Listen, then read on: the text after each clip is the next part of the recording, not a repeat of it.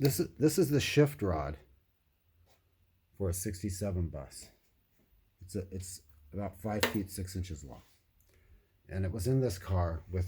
This is a new bushing that's on it. This is the bushing that was in it. See how thin it is? Look at that. It's near paper thin. Okay, this is the bottom of it. There's two of them. One goes here on that hole. One goes on this hole, and they hold it up so it doesn't lay on the bottom of the tube.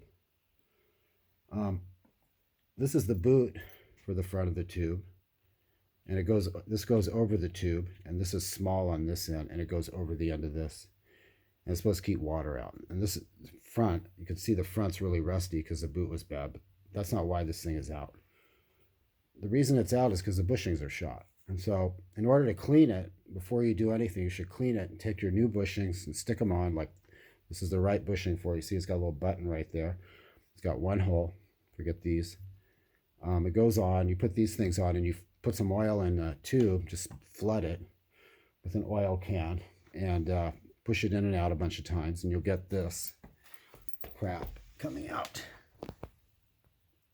See that? That's just a pool. That's a pool of oil. There might be a couple of drops of water on it, because after I did that, I did the same thing with solvent, sprayed it in there, and then the next thing I did was blow it out with water. And I also bottle brushed it, so to speak, with the solvent. So this is a new bushing. It's already been on and trial fitted, so to speak. This one right here. This is for a split bus. And then on bay window buses, they went to this version. You can see the end is different. See how it is? Now look at this one. See how thin it is. Now, if I install this correct one in the single hole, single button, when you put it in, also make sure you tap it with the backside of a screwdriver to get it to really seat in that hole.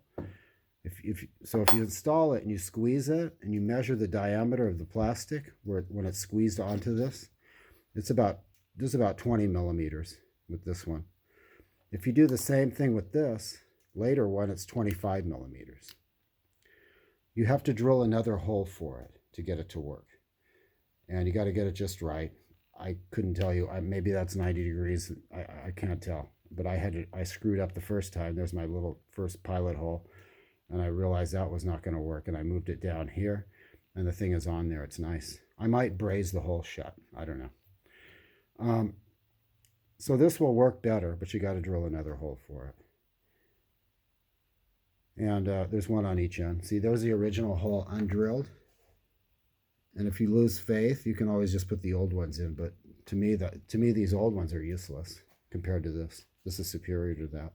The way this thing works is when you go left to right in neutral, this thing rotates a few degrees, like 20 degrees. So if you give motion to it at the shifter from left to right, this thing's supposed to move 20, but if it goes sideways, some of this, your left to right motion at the shifter is going to be translated to sideways motion here.